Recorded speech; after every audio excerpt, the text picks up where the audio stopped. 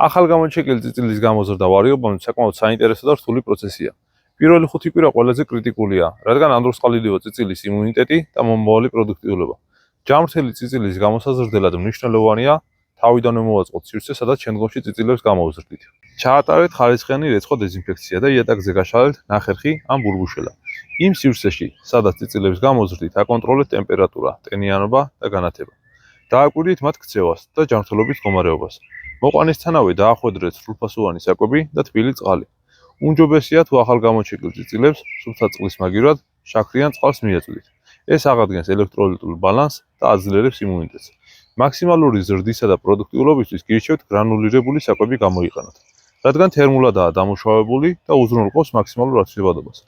სოფლის ჭრელი წიწილის სტარტის გამოყენების შემთხვევაში აღარ გჭირდება სხვა დამატებით რაიმე საკვები, მათ შორის აღარც მოხარშული კვერცხი. აღნიშნული რჩევების გათვალისწინება დაგეხმარებათ გამოზარდოთ მეტი წიწილი ნაკლები დანახარჯებით. გახსოვდეთ, რომ დიდ შედეგებს ერთ შეხედვით უნიშნელო დეტალები განსაზღვრავს. თქვენ რას აქცევთ ყველაზე დიდ ყურადღებას წიწილის გამოზრდისას, დაგვიწერეთ კომენტარებში.